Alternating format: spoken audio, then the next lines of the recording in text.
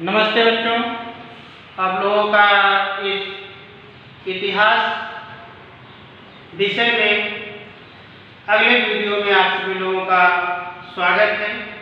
इसके पहले आप लोगों को मैं वीडियो भेजा था, तो हमारे ख्याल से आप लोग सुने होंगे, समझे होंगे, आप लोगों को पसंद नहीं आया होगा। इसी पाठ से आधारित था। पाठ था इतिहास लेखन भारतीय परंपरा। इतिहास लेखन भारतीय परंपरा के बारे में ही आज हम लोग अगली हेडिंग जानेंगे। अगली हेडिंग जो है आप लोगों की है भारतीय इतिहास लेखन निवेश सैद्धांतिक प्रणालियाँ। इसमें पहली हेडिंग है उपनिवेशवादी इतिहास लेखन। उपनिवेशवादी मतलब बच्चों निवेश माने खर्च करना होता है, आप लोग जानते हैं। और हमारे देश में जैसे उपनिवेशों की स्थापना अंग्रेजों ने किया, दूसरे देश से आके हमारे देश में अपने मिल फैक्ट्री उद्योग धंधों को लगाया और उससे धन की प्राप्ति किया। वह उनका क्या था? उपनिवेश था।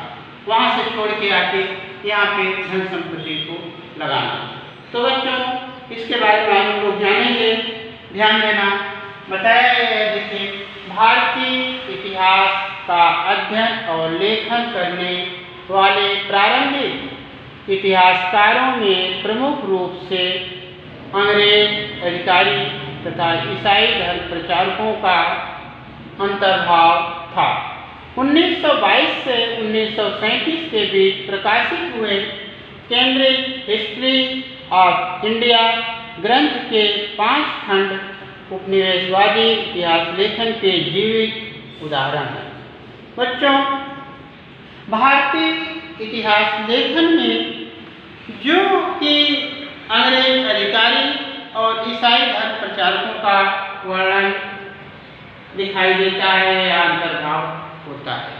बच्चों हमारे देश में अंग्रेज आए तो भारत की जो रीति रिवाज परंपराएं थी उसको न मानकर इन लोगों ने अपने धर्म परंपरा रीति रिवाज वेशभूषा खान पान लादने की कोशिश की और लादा। तो ठीक इसी तरह से हमारे भारत देश में इतिहास का वर्णन करते समय, इतिहास को लिखते समय जो भी ऐसे इतिहासकार थे, इन लोगों ने अपने धर्मों से संबंधित, अपने वेशभूषाओं से संबंधित, अपने खान पान से संबंधित या अपने से संबंधित सारी बातों को बताने का प्रयास किया। बच्चों 1922 से लेकर 37 के बीच जो कैम्ब्रिज हिस्ट्री ऑफ इंडिया ग्रंथ में 5 खंड में ये उपनिवेशवादी इतिहास लेखन का जीवित उदाहरण मिलता है, मतलब आज भी वह चल रहा है। इन लोगों द्वारा लिखे गए इतिहास में रीति रिवाज, परंपराएं, त्योहार, नियमों का वर्णन दिखाई देता है। ऐसा क्यों करते थे? क्योंकि वो सभी लोग अपने देश में आकर अपने उद्योग धंधों को जमाने का काम किया करते थे। जमाने का मतलब लगाने और बढ़ाने का काम किया करते थे। इससे क्या हुआ करता था? उनका व्यवसाय बढ़ता था और यहाँ की भारत देश की धन संपदा को अपने देश ले जाने का काम किया करते थे। तो ये सारी बातों को करने के बाद अपना जब इन लोगों ने, अंग्रेजों ने अपना व्यापार भारत देश में जमा लिया, तो उस समय धीरे धीरे उन लोगों ने अपने धर्म का प्रचार करना शुरू किया। धर्म का प्रचार करने का मतलब उनको अपने जैसी बात विचारों में लाने की कोशिश किया। और जो लोगों ने, भारत के लोगों ने जो इनकी बातों को नहीं माना, उनको डरा कर, धमका कर, सता कर, परेशान करके मजबूर किया करते थे मानने के लिए। इससे भारत के लोग बिल्कुल उनसे तंग थे, परेशान थे, उनसे हर तरह तरह के नियमों, तरह तरह के कार्यों से त्रस्त थे। ऐसी प्रक्रिया में चलकर लास्ट में अंग्रेजों के खिलाफ भारत के लोगों को आंदोलन करना पड़ा और उनको एक समय ऐसा आया उनको भारत छोड़कर जाना पड़ा। लेकिन जितने दिन तक थे वो सभी लोग अपने धर्म, परंपराओं, खान पान, रहन सारी बातों को इतिहास के माध्यम से, प्रचार प्रसार के माध्यम से, चर्चों के माध्यम से, सभाओं के माध्यम से लोगों को जानकारी देने का काम किया करते थे। इसी तरह से बच्चों इसी पाठ में इसी क्रम में अगली आपकी हेडिंग आएगी प्राच्यवादी इतिहास लेखन।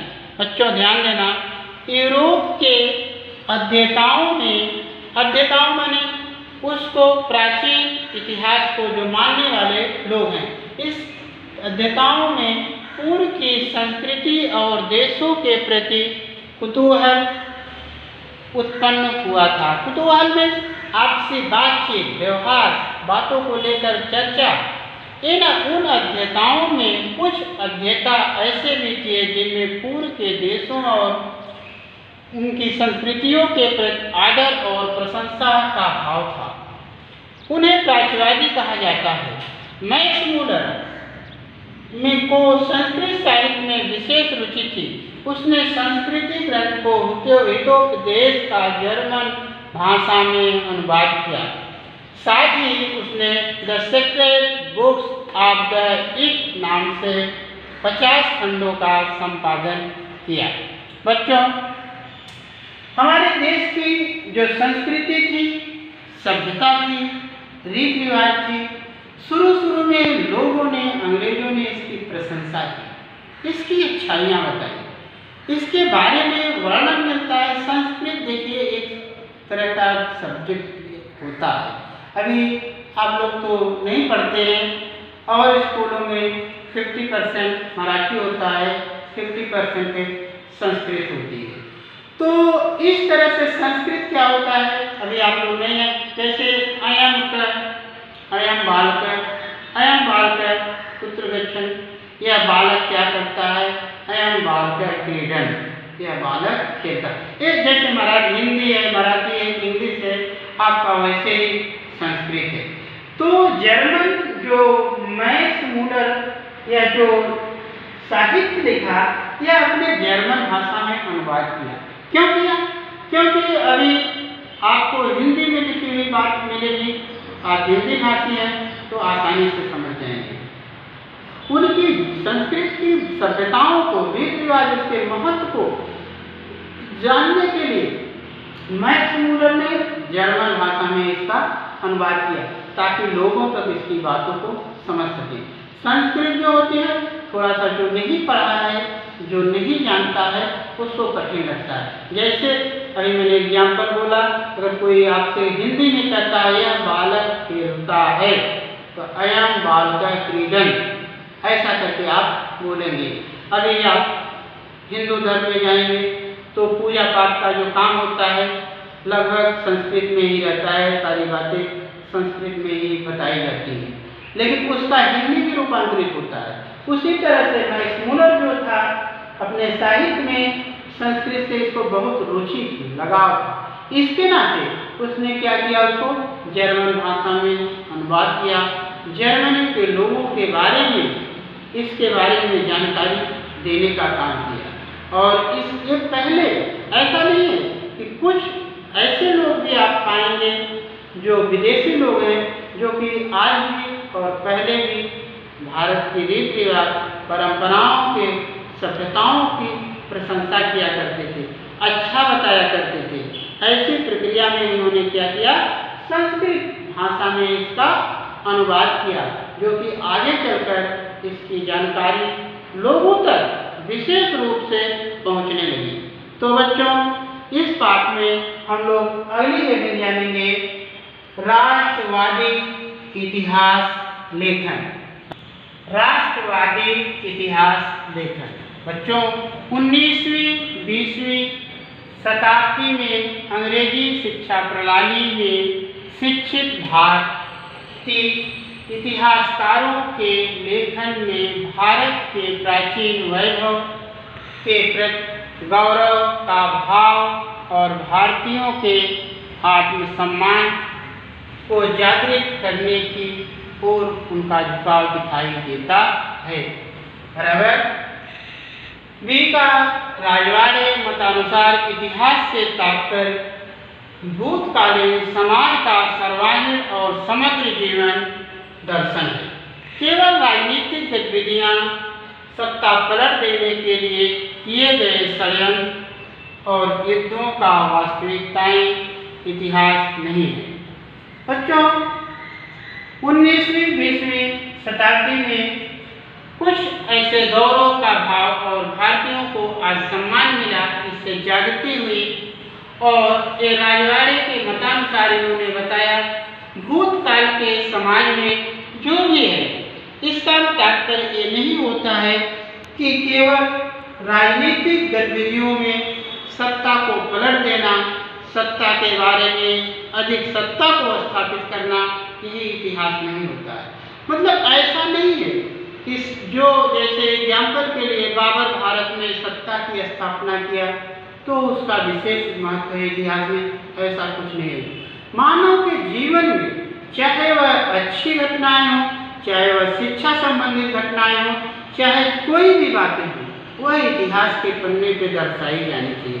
जैसा कि मैंने पीछे के पाठों में बताया, भारतीयों के बर्तनों, कपड़ों, वेशभूषा, रहन सहन सारी बातों को बताने का काम किया।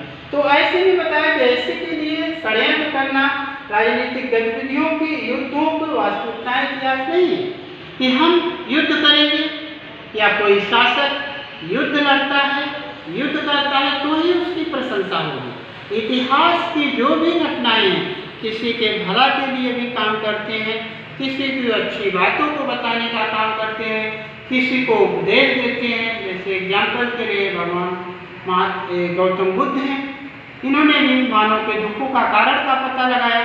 तो ऐसी बातों को, जानकारी को हासिल करना, जानकारी को प्राप्त करना, लोगों तक पहुंचाना ही जो है इतिहास होता है। इतिहास का मतलब केवल युद्ध, राजनीति या और सारी बातों को पलट कर रख देना, हासिल कर देना, इसको इतिहास नहीं कहा जाता है। इतिहास में मानव जीवन के सारे चरणों को जुड़े हुए तारतम्य का होना चाहिए। बच्चों आगे देखो, वास्तविकता और मूल कागज पत्रों और दस्तावेजों के ही आधार पर इतिहास लिखा जाना चाहिए, इसके प्रति वे अग्रणी थे। इनका कहना था कि जो भी इतिहास लिखा जाता है यह कागज और साथ में मूल कागज के साथ साथ दस्तावेजों का भी होना आवश्यक है। दस्तावेज क्या होता है बच्चों? बहुत सारे इतिहास आप लोगों को ऐसा लिखा मिलता है, वहाँ लिखा रहता है कि इतिहासकारों में मतभेद है, लेकिन उसमें डाउट रहता है किसी भी तरह का, तो मतभेद लिखा जाता है। अगर वही कोई कागज, कोई लिखित स्रोत मिलता है या कोई दस्तावेज मिलता है, इसके माध्यम से इतिहास की जानकारी दी जाती है और तो वह सही माना जाता है। तो सावरकर द्वारा दिए गए विचारों को आप लोगों के सामने जो कुछ बताया जाए वह इतिहास के माध्यम से सही है। ये सावरकर का आप लोगों के सामने फोटो दिखाया गया है, इसमें आप लोग देखेंगे।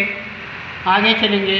स्वतंत्र वीर सावरकर द्वारा लिखित the Indian war of independence, यह 1857 का समय है। पुस्तक का विशेष महत्व है।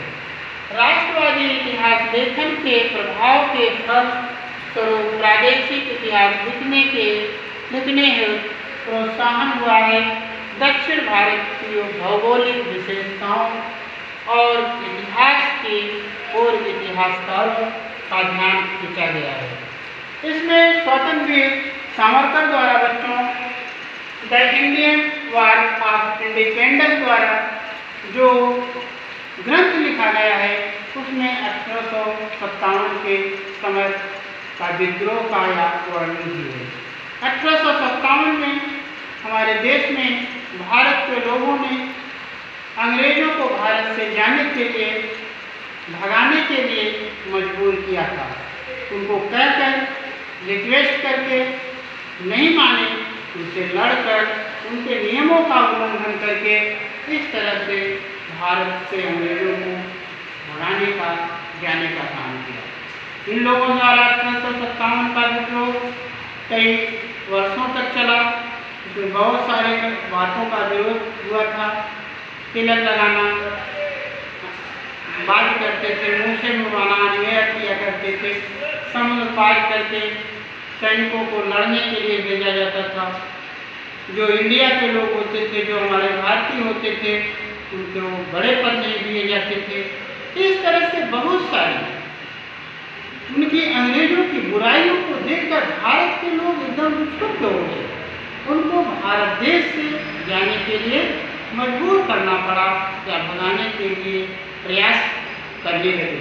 ऐसी प्रक्रिया में देखिए, स्वरूप ने प्रादेशिक इतिहास लिखने हेतु प्रोत्साहन हुआ है। दक्षिण भारत की भौगोलिक विशेषताओं और इतिहास की ओर इतिहासकारों का ध्यान खींचा गया है।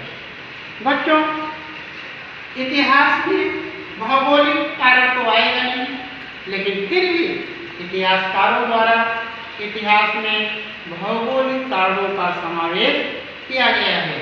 कहीं पे वर्णन है, कहीं की कहाँ जलवायु कैसी है, मिट्टियाँ उपजाऊ है कि नहीं है, वहाँ पे लोगों का रहन सहन कैसा है, नदियाँ हैं, नाले हैं, समुद्र हैं, सड़कें हैं, ये सारी बातों का भी इतिहास में कहीं कहीं अध्ययन करने को प्राप्त होता है। तो इस तरह से बच्चों, पहले भी मैंने बताया था, इतिहास जो होता है केवल लड़ाई झगड़ों का नहीं होता है, केवल युद्ध का नहीं होता है, केवल बीती हुई बातों का नहीं होता है। अभी जो मानव द्वारा किए गए अच्छे कार्य होते हैं, उनका इतिहासों में जुड़ाव होना चाहिए। इतिहासों में देखिए भौगोलिक बातें भी बताई गई हैं थोड़ा बहुत। तो इस तरह से कुल मिला के भौगोलिक कारण या ऐतिहासिक बातों को या बीती हुई बातों को जानना इतिहास में जरूरी होता है। अभी देखिए एग्जाम्पल के लिए, अभी हमारे देश का ही इतिहास, कुएं, तालाब, ये सभी का पलायन होते जा रहा है। तो आने वाली पीढ़ियाँ उनको नहीं जान पाएंगे, नहीं देख पाएंगे। तो लिखित स्रोत के माध्यम से ही ये सारी जानकारियों को प्राप्त करेंगे। ऐसी प्रक्रिया में सारी बातों को ध्यान में रखते हुए हमारे ख्याल से जितनी भी बातें हमने आप लोगों को हम बताए हैं, आप लोगों को समझ में आया होगा। और जो नहीं समझ में आया होगा तो वीडियो सुनकर समझने की कोशिश करेंगे, और जो नहीं समझ में आएगा उसको पूछेंगे, और जो भी इसमें थोड़ा बहुत आप लोगों को डाउट लगता है तो उसको व्हाट्सएप के माध्यम से या किसी माध्यम से घर काम करते हुए आप लोग अपनी जानकारी को प्राप्त कर सकते हैं। आज के वीडियो में इतना ही। धन्यवाद।